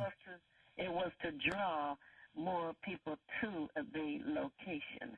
As it relates to the Confederate flag, there's more than one flag down south that they are using. So there needs to be some research on which flag is being used in their home, because some of them were about the battles that were won when they were killing the black people down south, the slaves, etc. Yeah. The Stars and Bars is the battle flag of the Confederacy. It's not the Confederate actual national flag. It's not like our, Stars and Stripes. Exactly. The Stars and Bars is the battle flag, to Theo's point. Exactly. Right. And unfortunately, a lot of our young black people don't know enough about the history, about slavery, and you have a lot of propaganda going on. Well, we don't want to talk about that. Why not? It's a part of American history. Yes. And they need to know exactly what happened. The other thing that got buried was the Crusades. That wasn't a happy party. They gave you a tough choice. You either become Christian or you're dead. That was it. The kind of torture, the Iron Maiden that's used in England. The king that killed his wife because they didn't have a son for him. Henry VIII. And Theo of Hood Research, Theo, you're an example, Theo, you're an example of what I said at the beginning of this show, that you are a higher order thinker. Your thinking is very sophisticated, and I wish that you could nurture and to mentor in a way Kid Rock, because I think that if he listened to you, he would learn so very much. Okay. Well, as an alcoholic, he's not about to listen. Okay. Next time they mention Kid Rock in the city of Detroit, they want to associate him with Detroit, they need to just set the record straight and just say, hey, he's not from Detroit. He's actually from Romeo. Yeah, from Macomb County. You know? Although he has given a lot of money to Detroit causes. Yes, he has. And I met Kid Rock. He is not a bad person. I've met him 3 times. He's a nice guy if you ever meet him. Well, also, too, remember, he's not a Detroiter. He sold his house in Detroit. So No longer has a property in Detroit. He lived proper. down the street from the Manugian Mansion. He did. So he sold that home, huh? He did sell it. He sold it about a year ago. About a year ago. So okay. now the only property he owns in the state of Michigan, I was reading, is up in Clarkston, actually. I urge our listening audience this morning, here on 9:10 a.m., if the NAACP does not rescind Kid Rock's award, do not attend the NAACP dinner this year. I am your Detroit Police Commissioner, Willie Burton, and I stand firm on these words. Okay. Theo, thanks so much for calling in. We appreciate it. You're welcome. Next up, we have Clement. Clement, you're on with everyone? Hi, it's Colleen. Good morning. Oh, How Colleen. are you? Okay, great. Yes. So, when freedom of speech incites riots, disseminates someone's character, you've crossed the line. And everyone wants to be heard. Everyone has an opinion. But facts aren't opinions. And as far as Kid Rock, his venue wasn't making money. It's all about the mighty dollar. You don't open up a business thinking you're going to lose money. It's a profit. So he's not making money. Follow the money. Oh, and by the way, Mr. Ficano. Yeah. Where's Keith Williams? I miss him on your show. Is he okay? He's fine. He plugs in once in a while. He's off for a little while. Okay. Now, getting back to your point, we're at this. People don't realize. Yes, everybody has First Amendment rights, but there's always if you can't do certain things like at the workplace, right? I mean, you'll have a right to express yourself if you're working for UPS, okay, and you decide that you want to go on a protest for 2 hours and take it out of the time of when the company's paying you. Or there's consequences. Yeah, you can go ahead and do it, but you know what? There's consequences to it. They're going to say, let's say you can't do that. You work for UPS and you want to wear a pink shirt, right? They got their uniforms, right? Exactly. You agreed to sacrifice some of those rights. Yeah. And so I think sometimes we forget that there are consequences, and including, in this case, I don't know if he was that conscious of it. If he was drunk, he may not have been conscious of everything he was saying, that it was going to have a consequence at that point. In fact, they said his staff had to try to pull him off the stage so he wouldn't continue on in his tirade. But that's also, this guy has been in this position of prominence, right? He's been a public figure, a quote-unquote public figure, which I learned is actually a legal term, Bob. I'm not sure if you've had any dealings with that. But you are held to not only a different ethical standard and standard in the eyes of the public when you're a public figure, you're also held to even a different legal standard, too. He's a public figure, meaning he can't sue us for what we're saying on the air right now. And what is it saying? There's no such thing as a free what? Lunch. And there's no such thing free speech because there's a cost behind everything you say. There's a cost behind everything that you say. Yeah, of course. All right, Colleen, thanks for calling in. We appreciate it. You're welcome. You have a great day, and tell Keith I said hello. Okay, I will. All right. Is that you chuckling in the back over there, Brandon? I'm just listening because what we're seeing is that freedom of speech simply isn't free. And that's what's wild about this is that, think about how many awards have been given to people who have said stupid, idiotic things. Yeah, that's true. Should every single award get rescinded? I mean, the bottom line is, when we look at, what happened in 2011, that was 8 years ago. Why in 80s would Wendell Anthony have this man give back an award? At that time, they felt he was worthy of the award. And I'll tell you, as far as the NAACP dinners, I don't go because the food's not that good anyway. Well, it's a massive one. Yeah, that chicken gets kind of tough. And he got the Great Expectations Award, so I don't know what the expectation was. I'm not attending this upcoming years. That chicken tastes like spam, and I'll tell you, even the food at the Kid Rock restaurant, it was too high, and it wasn't even that good anyway. So the bottom line is, he made a business. I mean, the bottom line is, the business wasn't doing great anyway, and so they made a business decision. And what's interesting is that, like Donald Trump, the more you continue to say this man's name, the more popular his sales are. So who's really laughing in the end? Yeah. Well, who wants to join this pledge to not attend the NAACP dinner this upcoming year, unless they send, send this, send the $10,000 back or the $50,000 back. I understand that, and along with the award. I understand the symbolism and what they're trying to do, but there's going to be a lot of energy spent on, okay, do we give this back or we not give this back? Yeah. Is it better to spend the energy trying to help people in Detroit versus we spending all the energy trying to just go after the NAACP? I don't know. That's Bob, this is a complete waste of time, just like the impeachment hearings, when you really think about it, are a complete waste of time, because the reality is, if the Senate and the courts, which at this point are following the president, if they say no, what's the point? Well, hold on, Brandon. How is this a waste of time? When people come together and they march and they organize and they protest, we get things done. It's a complete waste of time. And the bottom line is, Commissioner, you know that the reality is half the people that are going against this, they're not even members of the NAACP. Matter of fact, NAACP's enrollment has gone down significantly over the last 30 years. So come on. Okay, let's get a few more callers in here. Karen, you're on.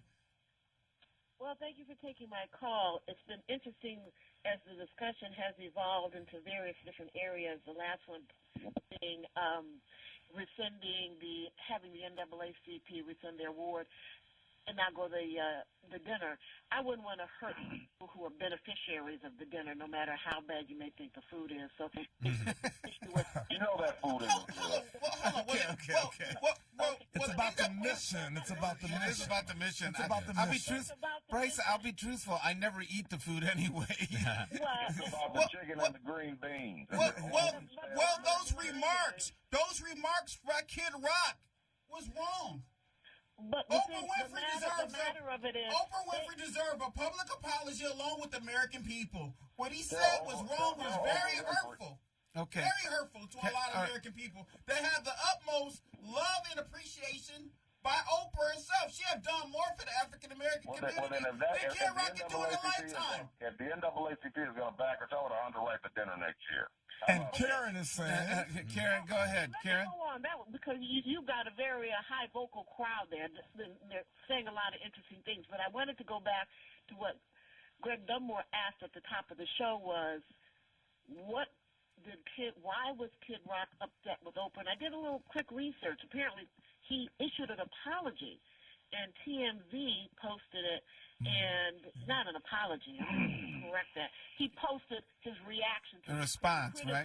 A response. And about Oprah, he said he was invited to be on the show, but he claims or alleges he was asked to identify 5 things that he liked about Oprah Winfrey, and he refused. Oh, okay, and that's why I think they have a beef with Oprah. And in terms of Joe Behar, he just didn't like the views, didn't like women, didn't like the opinions.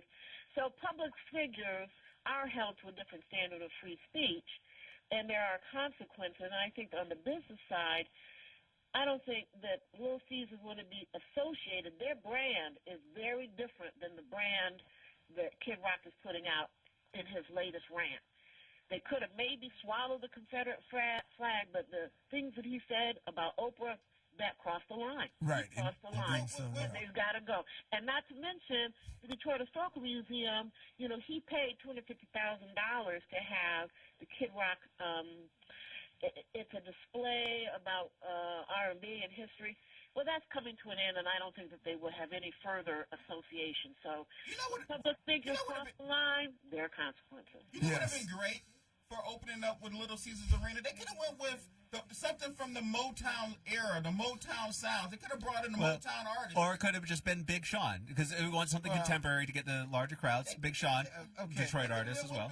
But I think what we're missing here is that Olympia and them, they are big at studying markets and drawing people in and doing things. I'm not saying that Kid Rock was the ultimate that they should have drawn in. But he served his purpose. He served his purpose. He brought in people that normally did not come into that arena. But what they brought in was they brought in artists that symbolize and embrace racism and hate. That's what they brought in. And they're open up their business. All right, well, one at a time. Right. The people who go to the games at that arena are the people who also listen to Kid Rock. That's the reality. Kid Rock is a racist, bottom line. And whether he's racist or sexist, that is a business decision to say he brings in an audience and customers who go to that arena. And if they were more diverse, they might have more. I said it before, Detroit is for everybody, but hate is not welcome in our city. Karen, Willie, you know what? I don't know if I would thanks say for calling. We appreciate it. Okay, thank you. Carry on. I'll continue. Thank you, Karen. Okay, thanks, Karen. I wanted to bring up something regarding the whole free speech thing. Go ahead. Yeah, thank you.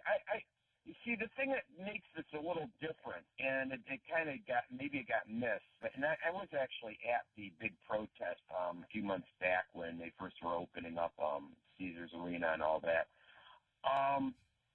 That this is a publicly subsidized arena. And so public money has gone into this. Now, as a libertarian, I'm against corporate welfare, but the point is this is a product of corporate welfare. And that being said, any money anything being promoted out of that is partially part of the public realm. And therefore, really you get into a matter of fair treatment, equal treatment, and all that kind of thing as opposed to Scotty, I know a lot of the tax issues come up into it, but the problem is you can't have the government starting to make business decisions for those corporations, and I know it's debatable whether they should have used the tax credits or not.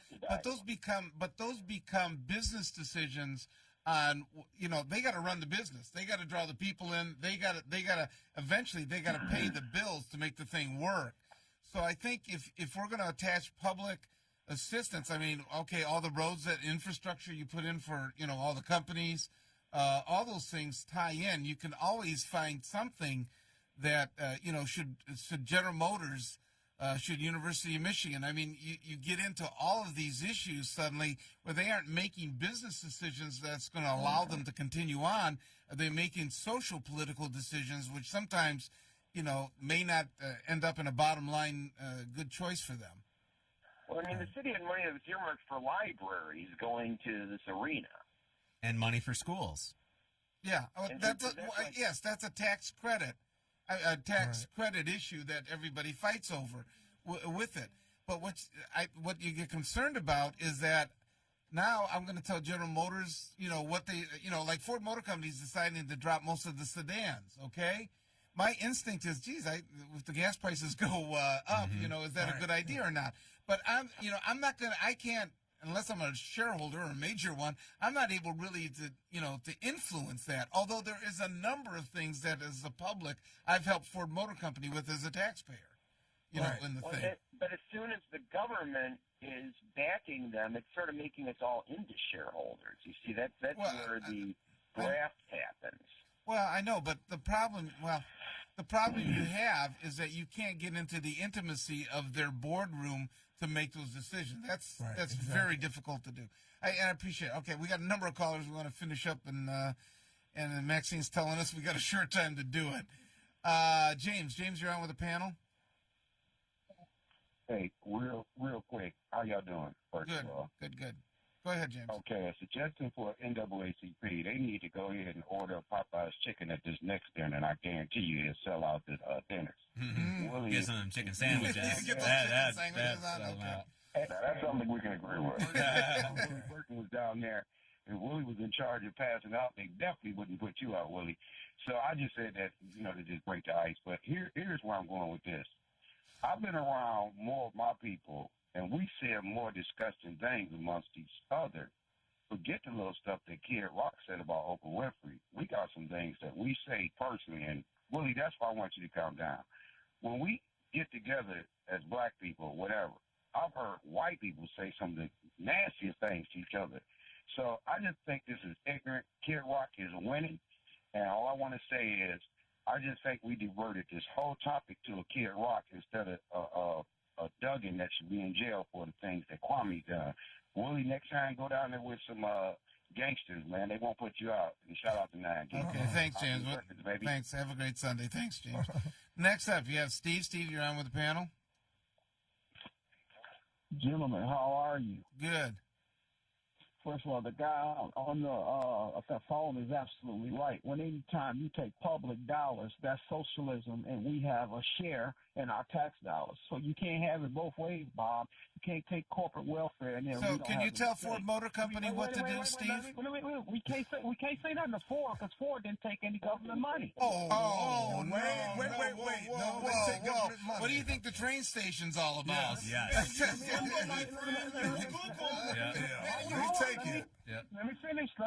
Let me finish. Ford, Detroiters have a say in Ford Motor Company because Detroiters gave Ford Motor Company some money for the train station. Whenever we give money to a corporation, that's what's the problem in America. When it comes to corporate welfare, we turn our eye toward. But when it comes to public welfare, we say that's bad. We talk about the welfare queens. And then I want to say to Willie and Daryl Brown, keep speaking the truth. Keep speaking power to truth. And then I want to say to Brandon, you're the type of person that if Harriet Tubman was alive, she would have shot him. What? No, that's ridiculous. Unfair. That's very unfair. He don't want to be free. He don't want to be free. On the right to bear arms. He want to stay on the plantation. So Harriet Tubman would have shot him. Okay, well, at least she would have had a gun rights. There you go. Yeah, right. Free speech. Free speech, right? Steve, thanks for calling in. We appreciate it. Hey, Bill, Bob. Yeah. Bob. What? Let me ask you this. What has two eyes and can't see black people? Look, Steve, we got a number of callers. Thanks, Steve. Michigan. Okay. That's how racist Michigan is. Okay. All right. Thanks. John, you're our last caller here. Well, thank you, Bob. And I want to say explain to the people, to the public, they got the original bit. White folks got it still saying and see it live. But a lot of black folks suffer from Stockholm syndrome from the way they've been treated in this country. So I'm not surprised what this guy said on radio, and I'm not surprised what Kid Rock said. That's just country racism is boiling up in them so forth. And with Trump, backdoor, Ted Nugent and Trump, that's where it came from. So I'm not surprised, folks. Y'all have a good day. Okay, thanks, John. I want to thank everybody. Greg Dunmore for coming into the studio. It's always a great time to be here. Yes, it is. Brandon, thanks again. When's your show again? Why don't you tell our listeners real quick? All right, Straight Talk, 9, 10 a.m. See you tomorrow. They actually got to change the time. We're going to be on at 9 p.m. to 11 p.m. Straight Talk this week. And we're actually going to be having another conversation on Kid Rock. So stay tuned and facts, no fiction. Okay, Tom, I want to thank you. Willie, I want to thank you. Scotty, I know you were calling in. Appreciate everybody that's been calling in here. And to Maxine, who makes sure we stay on time and we're doing good. The one that always helps us. You have a great week. You're listening 910 AM, the Superstation. My name's Robert Ficano.